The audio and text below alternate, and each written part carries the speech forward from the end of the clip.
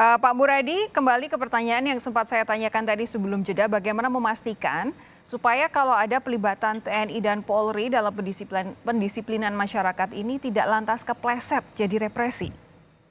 Nah, gini Mbak, saya kira Inpres ini jadi rujukan teman-teman di Pemda untuk mengundang mereka. Kalau kan tadi Mas Rian mengatakan bahwa ada Undang-Undang TNI pasal Undang-Undang 34 pasal 7 ayat 2, kemudian poin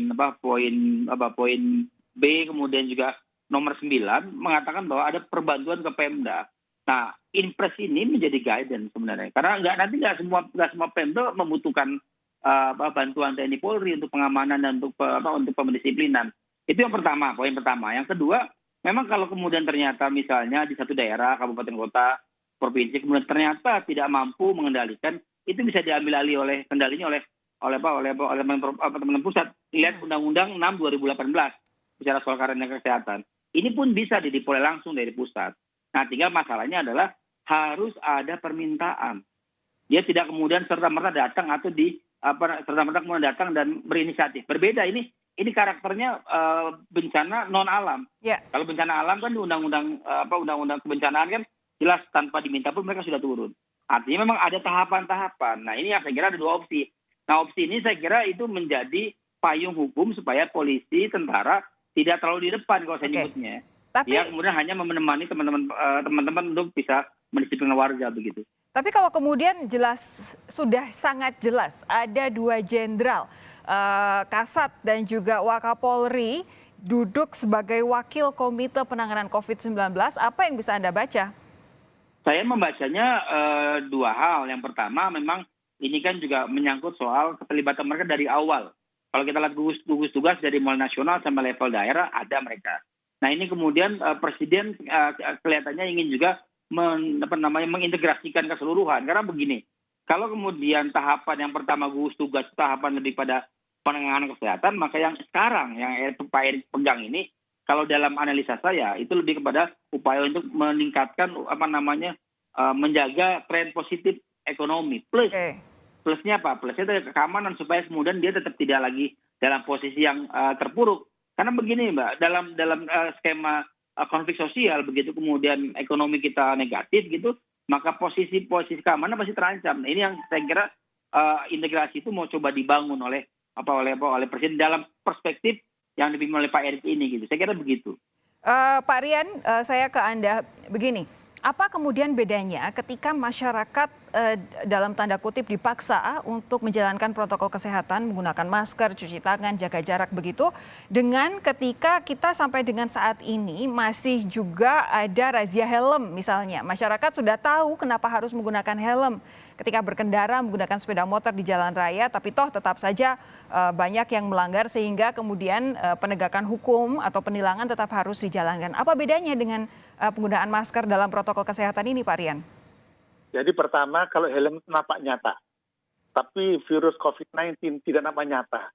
Jadi masyarakat nggak tahu ini benar ada apa tidak sih. Apalagi di luar masih ada komentar ini adalah rekayasa dan seterusnya. Jadi in prinsip, menggunakan TNI Polri untuk campaign ini boleh, baik. Tapi ingat ya, kita ini akan melakukan lari maraton loh. Pak Jokowi mengatakan baru bulan Februari kita menghasilkan vaksin loh ya. Artinya dari Agustus sampai Februari itu kira-kira 6-7 bulan. Itu kita nggak lari sprint. Kalau TNI Polri itu lari sprint. Kita akan lari maraton. Jadi bagaimana agar TNI Polri turun? Tapi tolong dikombinasikan dengan pendekatan lain. Pendekatan apa? Pendekatan edukasi, pendekatan budaya, dan pendekatan agama. Nah, ini yang perlu dikembangkan supaya apa? Combine. Kalau enggak nanti saya mempunyai perkiraan, ya mungkin pertama-tama akan jalan, tetapi akan terjadi keletihan. Karena kalau terus keletihan, karena tidak cukup tenaga TNI Polri untuk menjaga begitu banyak manusia yang bergerak. Kenapa bergerak? Karena nggak tahu bagaimana menghidupkan ekonomi lagi. Dan ini yang jadi penting, disarankan agar gugus tugas membuat sebuah keputusan baru bahwa oke, selain TNI Polri kami juga mendayagunakan dan menggunakan berbagai kepentingan. Sehingga diundanglah pakar komunikasi, pakar antropologi, pakar budaya, kemudian pakar keagamaan. Itu belum Anda lihat dimanfaatkan secara optimal oleh pemerintah ya? Belum. Kenapa nih? Pemanfaatannya hanya secara lisan aja, supaya secara informal aja. Dilembagakan saja. Kenapa? supaya nanti yang jadi pahlawan di dalam pengatasi COVID itu bukan TNI Polri saja, tapi seluruh komponen bangsa. Ini mengikatkan kita sebagai bangsa. Nanti memperkuat argumen dari kawan kita dari Pajajaran tadi. Begini, kalau kemudian ada yang menyatakan bahwa sanksi saat ini belum cukup tegas sehingga kemudian pelibatan TNI Polri jadi relevan, apa tanggapan Anda, Pak Rian? Ini sanksi tegas itu membingungkan loh. Diapain dia? Masa penjara? Wong Pak Menteri Hukum HAM aja melepas penjahat dari penjara kok gitu. Diapain? Sosial. Siapa yang ngawasi? Oke. Tidak jelas ini. Jadi sanksi itu sesuatu yang relatif karena apa? Lawang musuhnya aja nggak kelihatan begitu loh. Bahkan di tingkat tertentu aja pejabat pun nggak tahu harus bagaimana. Jadi menurut hemat saya, pendekatan kita harus kombinasi. Ada represif, ada hukum, ada edukasi, budaya. Kenapa? Ini masalahnya masalah baru. Kita harus sama-sama mau belajar, berkolaborasi. Itulah tantangan kita dalam membangun kolaboratif government ini. Baik, ini pertanyaan terakhir akan saya berikan baik kepada Pak Rian maupun Pak Muradi. Pak Rian dulu deh.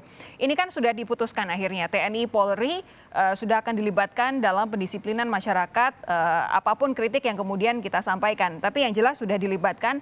Apa yang kemudian Anda harus sampaikan sebagai semacam koridor, apa yang harus dilakukan, apa yang tidak perlu sama sekali dilakukan TNI Polri dalam nantinya mendisiplinkan masyarakat. Pak Rian.